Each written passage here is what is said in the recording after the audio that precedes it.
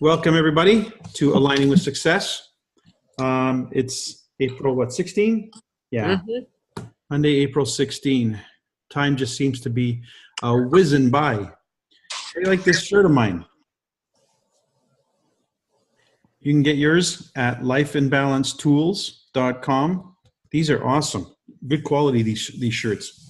I'm very comfortable. There's also a black one that's a little thinner, shinier material, lighter weight, also quite elegant. Anyway, I'm all for fun and flair, so I think we should all put our best Nikan hats on. By the way, we also have Nikan hats there as well. Look what arrived today. Good book. For those of you who are interested and eager to advance your knowledge of some of the stuff that we talk about and teach on this call, which has to do with aligning with success and the power of success and attracting the things that we want in life. If we understand scripture to the degree that I think we should, we would know that we've been given a really good instruction manual on how to apply these laws. And one of the best authors I've ever come across since I've been into the subject is a fellow by the name of Neville Goddard. He lived until the 70s. A white Bajan boy who lived in the States most of his life and was a prolific speaker and author, radio show personality, etc. Anyway, this book here is called The Power of Awareness. And for fans of Dr. Wayne Dyer, those of you who know that name, his last book and last presentations were primarily his version and interpretation of this book he quotes quite often in his presentations. So a great book, Power of Awareness. It's a book that I keep with me before I do my Law of Attraction presentation. I just read a few pages of it and just get my vibe in the right frame of mind. So highly recommend you're accessing that information. Got a few, great, thanks for muting out everyone.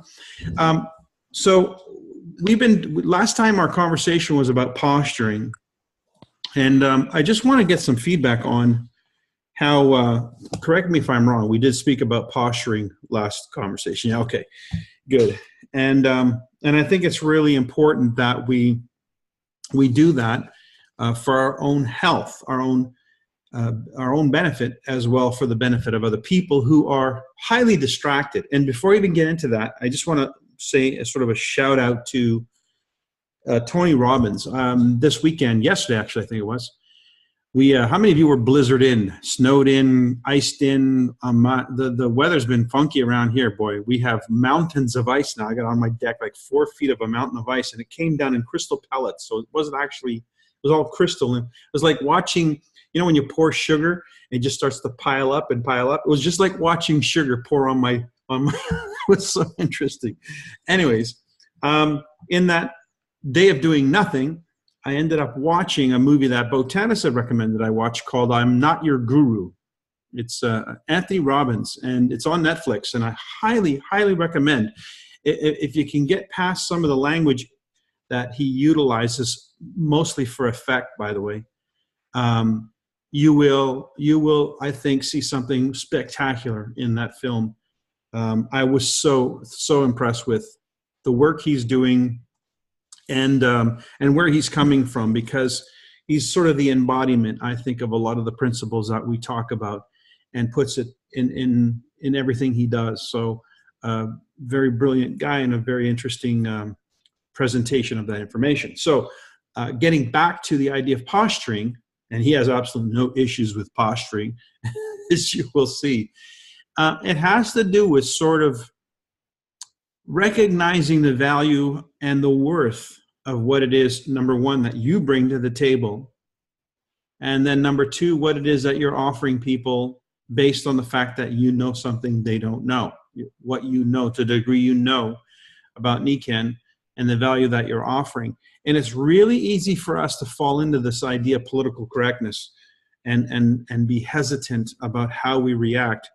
Let me just pull this up. I got a text message from my mentee, and the question came up: any tips on how to respond when your people say they have to push our scheduled meeting? Does that ever happen to anybody? piquing their interest has been going well, but getting them to follow through has been an issue. Follow through on their meeting. Anybody here have a challenge with that? So what's going on with that? Why are people pushing you off? And my recommendation to him was based on the Eric Worre book, where Eric Worre talks about for sure, for sure. And if you haven't read that, somebody help me with this. Where is this book on my desk? So many things on my desk, I can't find it. GoPro. It's nice to hear your desk is messy. It's Eric Worre's book, GoPro, which is kind of a staple, if you will, in terms of what you should be studying and building your skills and your professionalism. And he talks about this for sure, because people do that. They tend to say one thing and mean another, or they say it with good intention, but they never really committed. And we're a society now that's so enamored with there we go. Sorry, somebody's logged in, I guess, as me somewhere. Anyway, so we're so enamored with political correctness that we tend to shy away from being direct and being truthful. And so we make excuses. You know, well, I have this or I had that. Well, if we made a commitment, what is a commitment? If it's not a commitment, what is it then? It's I wish to meet with you, I hope to meet with you, or is it an actual appointment? So I know we have a tough time being the hard one on this one. I was going to say hard ass, so let me just say it, the hard ass on this one. But the truth of the matter is it's really about the development of your self-awareness and your self-esteem and your confidence in the fact that you really do have something of value. So here's what I wrote. Use the words for sure, for sure. Look at Eric Worre's book. He brings it to their attention that their word is a commitment you take seriously, and so should they. If you knew, and I gave an example, you might say something like, Madeline, if you knew what I knew and believed what I believe about how things could change for the better, you would be pushing the other things off to make way for this meeting. Either you trust me or you don't. But I need to know now if your word is your word. So if I go ahead and reschedule, is this appointment for sure, for sure? So now, if somebody said that to me, I would be like, okay, you caught me. All right, okay, fine. So if I was going to make that second appointment or reschedule, now, how does that, if that's you making that statement, how does that, first of all, let's do 2 points of view. How does that make you feel, first and foremost? And then how do you think it makes them feel about you? I think that's the 2 points that I want to, because we're always worried about what will they think? What will they think, right? So let's go ahead and do the thinking. Let's go ahead and examine. First of all, what do you think if you were to say something like that to someone? Anyone? Chime in. Yeah, it would be tough to do the first time, but once you've done it, then it wouldn't be so hard to do it the second time. And if you did use that verbiage, they'd know that you're absolutely serious about what you have to offer, and either they're interested or they're not. And then you come up with that statement, if my time and my worth does not seem to have enough value for us to meet, then maybe this isn't for you. Yeah, or I like to say maybe I have you figured wrong, because they don't know what this is yet, and this is more about whether or not they're going to really mean what they say and say what they mean. I think that's the ultimate lesson here is, are we that person? And I bring this up because something happened to me growing up in Nikan. What happened to me was, with so many disappointments of this kind, I would first of all get really angry. I would be really angry with the other person, like, what is wrong with them? And what happened though was, because I was putting them on the hook, I was making them accountable, something started happening with me and how I behaved. I started becoming someone who was more accountable, someone who didn't say what they didn't, who said what they meant and meant what they said. I became the person that I was hoping the other person would be, because I started making them accountable. That's what happened. It made me a better person. It made me hold myself more accountable to others in every aspect of life, in all my relationships. So somebody else, how would it make you feel? So I want you to imagine yourself, you just said it. Confident. Confident. It would give you a sense of confidence. Okay? And how do you think they would perceive you? Professional. Is this a good thing? Yeah. Anyone else? Well, for me, it would help me say less. It's a good strategy for that invite to meet with them instead of saying too much, which then the feedback that I'm getting is, no, they don't want to be a part of it. They don't want to meet. And so for me, it'll be a good strategy to try. And I did write it down from last week, and I did role play it a little because it's very different than what I've been doing. So it would have to be practiced. I'm ready to practice it. I'm ready to practice anything that'll work better. And I also want to point out, thanks for Madeline, I want to point out that if this is an appointment, you have an opportunity to meet with a person in person, do that. That's your high priority. That's your high yielding scenario, is a meeting with that person versus lobbing something to them by email or lobbing something to them, as a video or something. There is no video. There's none. I don't care who did what. There's no video that's going to do what you can do in person. No video. And so I just know that you go from this to this when you go to a video as a your plan B. It's just, that's the way it is. So if this is a person that's really worth taking the time and you haven't been able to connect, make sure you have that appointment, which means you're not giving up Nikan over the phone. You're not telling them enough that they can bypass this information process and go straight to the source.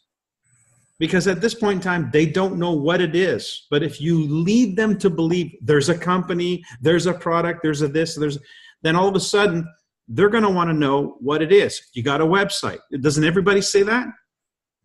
What's the website? Send me an email. Send me a link. I know that's what I do. So no, not today. We don't want to do that until the bugs are worked out. If this is a person that I know they live in the city and I have a chance for them to meet with me, then that's what I want to have happen, rather than them to review information that is going to be in some context that I didn't create. I don't know. And as far as I'm concerned, it's going to sound just like every other thing that anybody else would have sent them. And then I don't appear unique. This doesn't appear unique. And remember, if they're looking to latch their wagon onto something, especially if they're any good, they're looking for something that elevates them, that raises their stature or their position or their station in life or their reputation or whatever. And if this looks like this is just everybody's, I'm just a name on your list or whatever, it brings it right down to the point where they'll just say no before they even know what they're saying no to. So I want to avoid sending away information until I've had a chance to really connect with somebody. And if you can't connect in person, then using the Zoom platform one-on-one is the next best thing. I agree. A visual information, a visual presentation, visual is much more powerful. So it's a tool that we have at our disposal. Make it work for you. Anybody else? What would you feel having made a statement like a for sure, for sure? Is this going to be a for sure, for sure? Self-respect. Self-respect, says Lisa. Yeah. And that will lead them to respect me more. Exactly. Exactly. The more you see about yourself, the more you see in yourself, the more others will see in you. And they don't know what you know. They don't. They just think they do, or they're trying to get something, a thread from you, so they can extrapolate that thread into something that fits the box that they're prejudiced, and then they can just dismiss this because, oh yeah, it's just like everything else. It's just their way of dismissing it, getting it off their plate, because you can't imagine how many emails are sitting in their inbox waiting to be read. How many deadlines they have to meet, how many other concerns and worries they have. That's what's going on in their mind. Right now, you're just in the way of that. So that's why when we do meet with them, we have to have those bullets of why we're different than all the other deals. Well, hopefully, once Yeah. you do a demonstration, Yes. any demonstration, that in itself will really help show them that this is something different. That usually works for me. Again, that's one of the reasons why a demo is so critical and something that I think is uniquely us. You can't demo a juice. I don't care how good this juice is. You can't demo it with somebody else, with somebody not taking it for a few weeks at a time. And that's a very long process. So our strategic advantage when it comes to creating interest is the fact that we can do a mini demo and have a very quick impact on somebody. Heather, that looks really good. You got one for me? By the way, has everybody tried the new Siaga? Yes. Surely Wow. that's what she's drinking. Yes. Yeah, that stuff is potent. Wow. It tastes great. Much better than the other one. I'm taking some to a friend of mine tomorrow that's had multiple gastrointestinal issues. And I said to her, I've tried other things with her and she hasn't been able to do it. And I said, would you try something new? It tastes like fruit. It's phenomenal. It covers a whole lot of bases. Will you trust me enough to try it for a month? Give me your commitment for a full 30 days. I'll bring it over tomorrow and I'll even have the first shot with you. She said, okay, you've convinced me. I'll try it. Anything would be better than what I've been putting up with. Sometimes it just takes time. Well, listen, now that you brought up the puppy dog approach, and this is a little bit of a sort of an aside from what we've been talking about. I want to come back to what we've been talking about, posturing.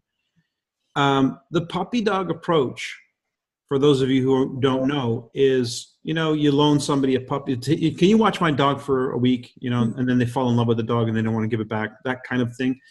Well, our Niken products are pretty good when it comes to that approach. I just puppy dogged a sleep system and sold the system. Tomorrow I'm placing the order for a new sleep system. And it's so amazing because I was away while they were sleeping on my demo pad. So I'm doing what I'm doing and my demo pad is working for me. So I like that expression we have with respect to our products. They're like our employees. You can have a few employees out there if you can build your repertoire of products that you can have out there. And another thing, I won't make this mistake again, is to combine it with the water system. So I'm not going to lend it out without lending out the waterfall at the same time, because you will sell the waterfall. The puppy dog approach, where that's concerned, works. But if you're looking for high impact, really important that they're drinking the right water, because if they are somebody that has a chronic condition, then, as you all know, as most of us have experienced, sometimes they actually have an increase in discomfort before the decrease, because that's that healing crisis that starts to kick in when the products start to do their thing. And one of the things we always recommend is drink more water. But if they're drinking garbage water, you're not really helping them either. So give them that water system and the sleep system to use, and say, use it for the next 5 days, 7 days, and we'll come to a conclusion.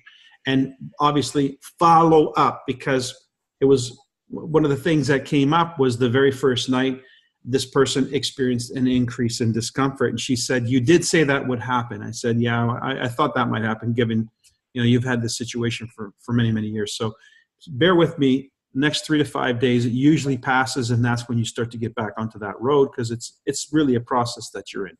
Anyway, so how much money do you earn selling a sleep system and a waterfall these days? It's not a bad idea to have a sleep system and a waterfall working for you when you're not. So just keep that in mind as a business strategy, not just for yourselves, many of you who are, active Niken consultants for years, but for the new people that you're sponsoring. I think Susan Carver did a call a week or so ago with Dave Johnson, where she characterized her initial product order, what she makes as a recommendation for the initial product order for somebody brand new. And there's your personal use products, there's your business use products. And so clearly the business use products are these types of products that you can share with somebody and leave with somebody. Mike, anyway. I went over this with my new to be silver this month. Made this recommendation to her, so she's getting 2 demo packs and 2 extra waterfalls. I said, don't just take a jug of water to the person. Take the waterfall to them. Guaranteed, when you go back to get it, you won't be getting it back. Yeah. They'll order a replacement, and you order their sleep system. It's a great strategy. It really is. Again, if we do the math, if you just simply did the math on even a twin pad and a waterfall, that's $400 or $500 in profit for just somebody brand new in the business. If you have your rebates on top of that, it could be more. So it's a great proposal to have that as an employee. So let's get back to this idea of posturing for a sec. I just want to get any more feedback that some of you take this idea last week and apply it. Well, Mike, it's Randy. I think you do feel like you're asserting your self-worth. And like you said, the video is not as effective because when you're in front of somebody, there is a mutual accountability that they're not going to feel by watching a video at all. But this week I had a young man who has some serious issues. He hasn't slept in a long time and has neurological epilepsy as a result. And I was short of products here in California, and I had just gotten a new filter for my waterfall, so I couldn't give him that, and I gave him a seat. And he said he would use it for 7 to 10 days. He was very eager, very open, and all that. And then I called him. I followed up every day, and yesterday he come and get the good water when I... Hang on, I lost you for a second. I'm not sure if everybody else lost you. It's my internet, it looks like. So could you repeat?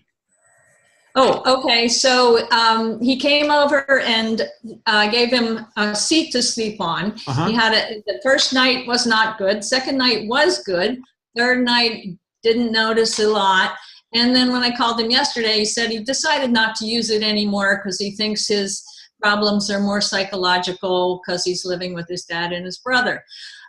So this is helpful to realize that, I need to just say, wait a minute, you said you would use it for a week and you haven't. And you said you would come and get some good water to help you respond well to these energies. Where's the shift here?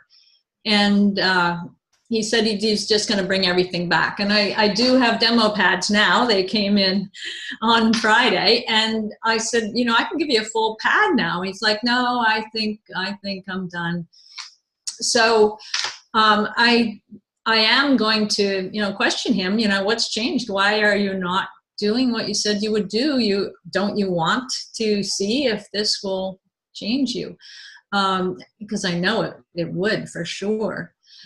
So it's important for me not to just let go and say, oh, okay, you don't want it anymore. I mean, I really need to ask him. You bring up a really good point, Randy, because you will invariably run into this more often than you would like, because there is a complete lack of integrity, right? That has become a social norm. Mm-hmm. And so just recognize that that's the age we're living in. But part of our value in the world is the fact that we're bringing that standard back up, at least within ourselves. That's humans being more. That's the whole concept, right? Being more in integrity with that which we are. And so by being an example of that, and then by promoting that through dialogue. And so one of the things I would encourage you to do before anybody, before you loan the product, is ask someone on a scale of 1 to 10, how committed are you to improving your situation? And there can only be one answer. I mean, if you ask that question, there can really only be one answer, and that answer has to be a 10. If it's not a 10, then that's their problem. And so you could turn around and say, well, when it's a 10, let's have this conversation again. And now you might think, okay, well, nothing's come out of that. But no, that's not true. Something has come out of that. you've set a standard for yourself, and you're giving this person an indication that the compromise that they're making is in integrity. It's their lack of interest, or their lack of integrity, or their lack of commitment. It's on their part that there's a behavioral issue. Well, So, when I saw him slipping, I realized that I should have asked that question more clearly before, because he kept saying, I'm open, I want to try it. But if I'd said, how badly do you want to improve? Are you really going to try this for 10 days or whatever? That I hadn't done that. How committed are you to really trying this? So that's Yeah. You may also have had input from the father and the brother too. Yes, of course. well, yeah, Well, there's he always said that. that right off, that they're all on meds and he doesn't want to be on meds, and so they already think he's crazy. We did talk about that. Yeah, but it is a good thing, because this discussion and the fact that we're bringing this up, because we do need to check someone's level of integrity or their level of commitment. Do they really understand what the word is? When you say something, we had a talk on the leadership call a couple of weeks ago called Decision and the Power of a Decision, and how it is that from the decision comes all these things. Well, when people are 99% and not 100%, there's a consequence. And the consequence is the law doesn't get engaged. The law does not engage on 99%. It has to be a committed decision. So we're learning, right? There's a learning process. But remember, don't get disappointed or distracted by that. Get better at it. Get better at knowing what questions to ask and how to be sure that a person's actually made a serious commitment. By the way, I just want to say hello to Wendy McDonald, who's here on the call for the first time. Say hi, Wendy. You can all say hi to Wendy. Hi. Welcome to the family. I just made a big commitment. And by the way, it's all about asking questions. I made a decision to go to the Paradigm Shift seminar in Los Angeles with Bob Proctor at the end of June. And I thought to myself, well, this would be a really great opportunity for me to introduce my girls to this curriculum, because they're at this point in their life where this might actually have some impact. And so I sent them the link and said, you interested? And I heard from my eldest almost right away, and we deliberated for a couple of hours, because I just wanted to be sure that she was serious about it before I made the commitment financially. Did you ask her on a scale of 1 to 10 if she was yes? I wasn't that analytical, but I was very particular. And it was about 10 minutes before midnight when the offer for the reduced price, the early bird price, goes up. And my second daughter jumps in and says, I'm interested in going too. So I wasn't sure if that interested in going too was because it was the first daughter saying, oh, I'm going. And then I just confirmed, okay, I just booked. And then the other one jumps in. It's like, wait a minute, where have you been for the last 2 hours? Turns out she was studying, but I didn't know that. But I needed to check, because I wasn't going to sink the money in if she wasn't absolutely committed to the agenda, what this was about, and it wasn't for the wrong reasons. So I started grilling her, and she wasn't too happy about it. But it was just my way of knowing that when you say yes, you mean what you're saying. That this is a yes because this is a good idea, not this is a yes because Sophia's going to Los Angeles. See what I mean? There's a different motive. So it's okay to be that way. It's really okay. And yeah, maybe somebody might get a little bit pissed off or offended, but hey, if it's your time or it's your money on the line, it's to the degree that you value that you're going to say, I'm not going to just throw my pearls to the swine. I want to know that, on the other end of this is somebody who's serious about what they're saying. Yoko, did you want to say something? You're unmuted. Okay, sorry. All right. Any last thoughts before we wrap up here? I think that's a good one for, so many of us keep looking at these old team members or those that say they're doing something but haven't yet. And it's frustrating us. We talk about that when we talk to one another. It's not just new prospects. So that same, where are you? Because my time is valuable. I think that's my aha from this tonight. It's really to everybody, because, I get the feedback that I'm pushy. Well, phrasing it in a different way about the seriousness and where are you? You know, and I mean, say Madeline, it. if I said, Madeline, my time is very valuable to me, and I'm sure your time is very valuable to you. That's why I would not waste my time, and therefore I would not waste yours. Let's get You did together. that when you said when you were coming to Ohio, so we made sure it happened. You already did say that, and we responded. So it's, you know, Mike, it's like everything else in all this 2 years of training. We hear it and we know what to do, but you have to get to the point where you're just sick of it and you're going to try something different, because what we've been doing, or I'll speak for me, hasn't been working as effectively. So it's time to try something different. It's beyond point, beyond purpose. Maggie, you wanted to say something? Yeah, I was just going to say that one of the things I learned in this business program I've been in for the last 2 years is the difference between being interested and being committed. So I often will say that to somebody. So you're interested in this business. I'm going to ask you, are you interested or are you committed? Because there is a difference. And that opens a whole new dialogue about what their intentions are. Mm-hmm. Absolutely. That's a very good point. Interested or committed. Heather, you're on the line. Do you know if this is yet available at Life and Balance Tools for the Canadians who've been asking about this? Has that happened yet? I don't know if it is, but it should be any day. Okay, so for those of you who, especially in Canada, who need to get like me, who need to get your hands on this, it should be, look to the Life and Balance Tools online. Hopefully there'll be a link for this in the coming days.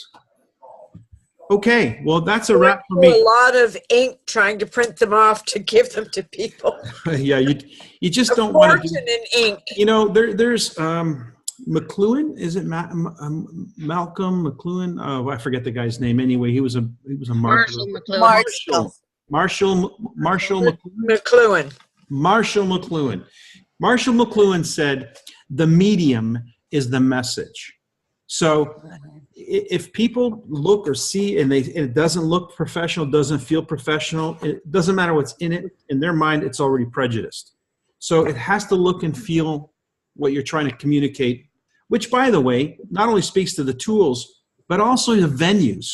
When you guys are doing your events, think about staging the event, the message in the staging, the venue. What does it say before anybody even shows up? Do they know this venue? What is it? Does it have a reputation? Is it a place that anybody would like to be? Or they're like, do I even want to go in that part of town? Think about that, because all of these things play a role in your success, how people will perceive the value of what you're doing. One of the things that I try and do is always do something a little bit more upscale. Why? Because I want people to know that that's what this is. Why? Because their association with this should elevate their position in life. It should complement them and not take them down, especially if you're looking to attract a certain kind of person, a person who lives at a certain level of professionalism or whatever. You need to meet that or even go above that. Why we're having our event in Toronto at the Delta is because it's one of the nicest hotels in the city. So if anybody's going to take their time to come to Toronto or even consider to come to Toronto, I want to make sure that the place they're coming to and where they're going to stay itself is an attraction worth coming for. So those are all things that I think about when I think about how do I create an impression, the best impression I can. So think about that as we posture for success, right? Well, Got it. Yes, Mike? Yoko.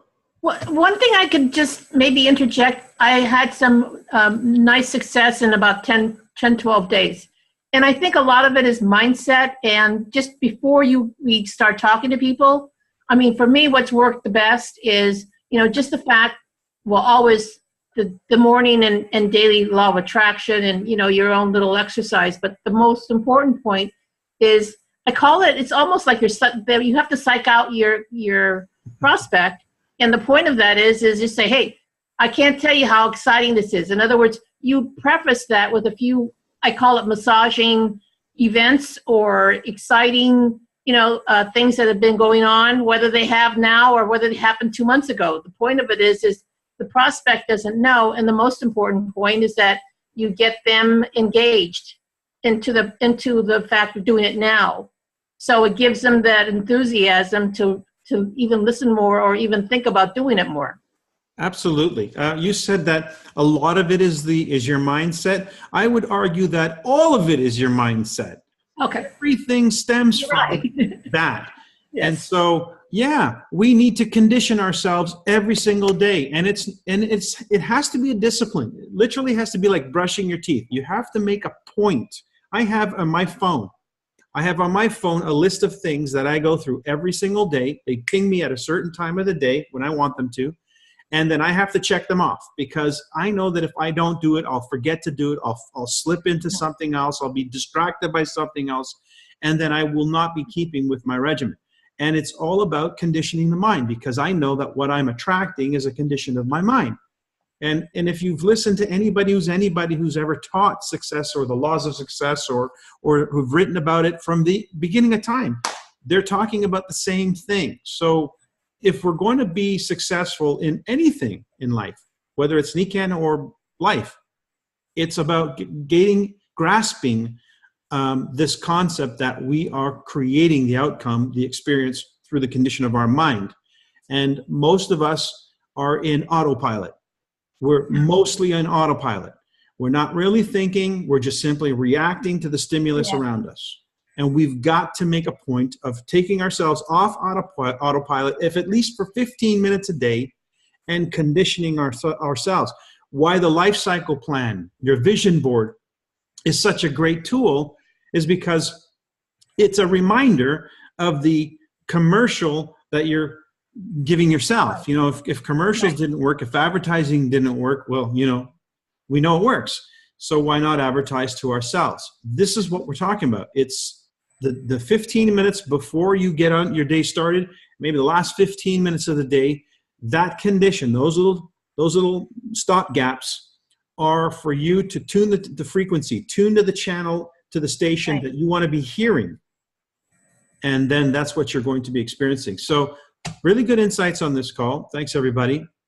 The recording will be available on the Royal Alliance YouTube channel. So look for it, share it, and have a great, great week, everyone. Thank you. Some of you in San Francisco, I think. All right. Cheers. Have a good one. Bye.